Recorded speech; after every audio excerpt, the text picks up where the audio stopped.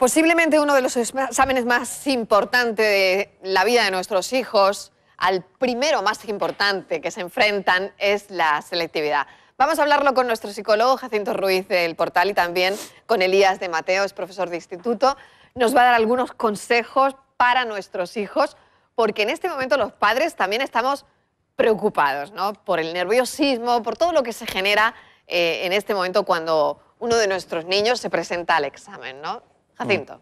Sí, como tú has dicho, es un examen muy importante, tanto por lo real de la situación, es decir, va a determinar en muchos casos qué tipo de carrera universitaria puede realizar el estudiante, y también hay que entenderlo como un acto simbólico donde uno pasa ya a la vida adulta.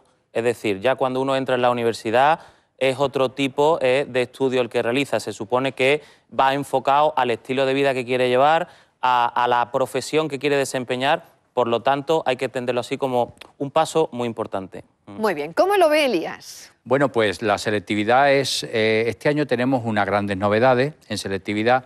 Es efectivamente el final de la enseñanza secundaria y es la puerta digamos, que se le abre al estudiante hacia los estudios superiores. Yo te diría que la selectividad no es difícil. No es difícil y este año lo que es un poco complicada. Realmente en la selectividad el 60% de la nota viene del bachillerato y el 40% es realmente la nota que se va a conseguir en esos exámenes de selectividad, pero incluso con un 4, lo que todo el mundo conoce como el 4, pues se puede aprobar. Ahora, yo le diría a los televidentes que este año es complejo. Es complejo porque hay dos partes de la selectividad. De hecho, va a haber un día más. Hay una prueba general, una parte general y una prueba específica. Básicamente, la prueba específica va a servir para subir esa nota que en determinadas carreras hace falta y una nota de corte y que va a permitir que algunos alumnos, y no hay que sorprenderse, puedan llegar a sacar un 14 en selectividad, porque hay determinadas asignaturas que determinadas carreras consideran idóneas para llegar a ese fin, en el que va a haber unos índices correctores y esos índices correctores pues van de alguna manera a llevar al alumno a poder conseguir incluso más del 10. Elías, viene a tranquilizarnos, ¿no? Totalmente. La selectividad la aprueba más del 95% de los alumnos que se presentan. Efectivamente, hoy en día yo creo que las licenciaturas no hay que verlas como un elemento cerrado profesionalmente, sino que luego el mercado laboral es mucho más plural que lo era hace unos años y al final pues encontramos a alumnos o encontramos compañeros de historia que están estudiando en empresas de gestión cultural, que están estudiando en una variedad de profesiones donde la base evidentemente ha sido esa formación universitaria, pero que luego la pueden plasmar pues no simplemente en lo tradicional que era la enseñanza o la investigación. Vamos a centrarnos un poquito en el día del examen, en el día previo y las semanas previas también. ¿Por qué no? El estrés del estudiante. Me gustaría hablar de esto porque hay un dato, señores, muy significativo, que es que el 30% de los estudiantes que tienen ahora mismo ansiedad, que lo están pasando mal con los nervios, cae un poco el tema de... El rendimiento. El tema de asimilación, de tener que estar más tiempo delante de los libros, de los apuntes, ¿no? Claro, sí, porque la situación de estrés se produce porque el estudiante se ve superado por la situación, o porque ya no le da tiempo a estudiar lo que en principio había pensado, o porque lo que se está encontrando es más difícil de lo que pensaba en un principio, etc. Entonces, ¿el cuerpo cómo responde a eso? Responde con ansiedad, con nervios. Y una de las características de la ansiedad es que tienes dificultad para concentrarte, rindes menos, no te cunde el tiempo. Entonces, ¿qué se puede recomendar? Parar. O sea, romper ese círculo vicioso donde uno está sentado delante del libro pero no le está cundiendo, no le está sirviendo para nada. Entonces, por más horas que esté, es todavía peor. Con lo cual, los pensamientos negativos, voy a fracasar, no me da tiempo, esto que no puedo. Entonces, ¿qué hay que hacer? Cortar. O sea, merece la pena decir, a ver, voy a descansar 2 horas, no voy a seguir aquí perdiendo el tiempo, me voy a tomar algo, me voy a dar una vuelta y luego continúo. Para eso hay que reajustar los objetivos, porque si los objetivos iniciales ya no los puedes cumplir, hay que reajustarse, ir seleccionando, ir en virtud del tiempo que tiene. Hay técnicas, se puede hacer técnicas de respiración, técnicas de relajación, técnicas de controlar esos pensamientos negativos. O sea, que hay técnicas preparadas para eso, para poder reajustar los objetivos. Hay padres que en este momento están más nerviosos que sus hijos, eso está claro, que están viviendo con más tensión la selectividad que sus propios hijos. Esto es una cosa que los padres transmitimos a los hijos en ese momento.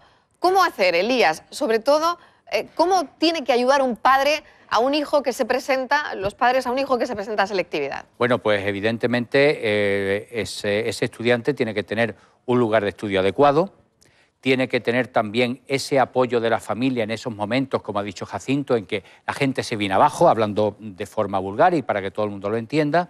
Y yo insisto en tranquilizar a los padres y a los estudiantes. Consejos prácticos, consejos prácticos. Hay que organizarse el tiempo. Segundo consejo práctico, el no dormir por las noches, en el sentido de hacer una especie de maratón de estudio, no tiene sentido porque la gente, hablando vulgarmente, se embota. Entonces, uno, según su propio biorritmo, puede levantarse pronto o puede trasnochar, pero siempre hay que tener un mínimo de horas de sueño. Y luego intentar distribuir el tiempo por las asignaturas que se vayan a escoger para el examen de selectividad. Además, todo lo que se va ahora no es estudio nuevo, sino es repaso. Y de hecho, yo que he estado dando bachillerato este curso, segundo de bachillerato, todos nuestros afanes a la hora de estar en el aula trabajando con los alumnos, actividades, problemas, ejercicios, etcétera, van enfocados hacia la selectividad. Ellos no están tratando nada nuevo, sino reforzando lo que ya en principio conocen. Bueno, también me gustaría hablar del nivel de estudio de los padres, porque sobre esto se ha dicho muchísimo. Si el nivel de estudio de los padres afecta o no en el nivel de los hijos. Si con un padre que ha hecho ya su carrera, su selectividad en su momento, parece que nuestro hijo va a seguir esos pasos. ¿Esto tiene que ver? El nivel cultural o intelectual de unos padres no tiene nada que ver con las expectativas que esos padres pueden tener respecto a lo que haga su hijo.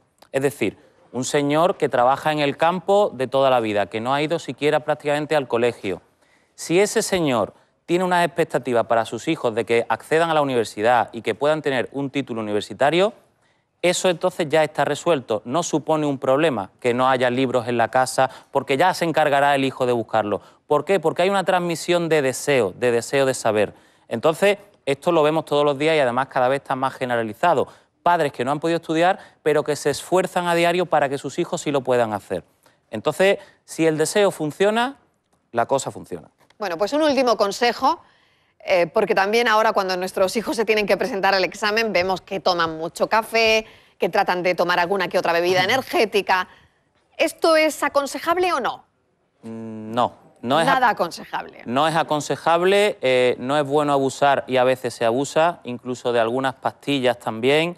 Y además, como decía Elías antes, hay que respetar el descanso. Y este tipo de sustancias lo único que hace es engañar al cuerpo para poder soportar menos descanso. Pero luego ocurre el embotamiento y una vez que ocurre el embotamiento ya uno no es dueño de la situación. Por lo tanto, rechazar el café, la Coca-Cola, las mezclas, la medicación y bueno, utilizar los recursos naturales que, como decíamos antes, es la motivación, el deseo, el interés por aprender, etc. Y un truco práctico y concreto. No se puede tener intelectualmente la atención fija en el estudio o en una clase. De hecho, nuestras clases son de 1 hora, entre otras cosas, porque es un tiempo medio. Cuando pasa 1 hora y media o 2 horas, hay que levantarse, hay que darse un paseo, hay que irse a tomar algo a la nevera, hay que hacer algo para romper y que volver a retomar otra actividad, otro ejercicio, otro repaso, pero ya con la mente un poco más fresca. O sea, hacer descansos cada cierto tiempo es absolutamente imprescindible. El atracón no sirve para nada. Nos quedamos con ese consejo.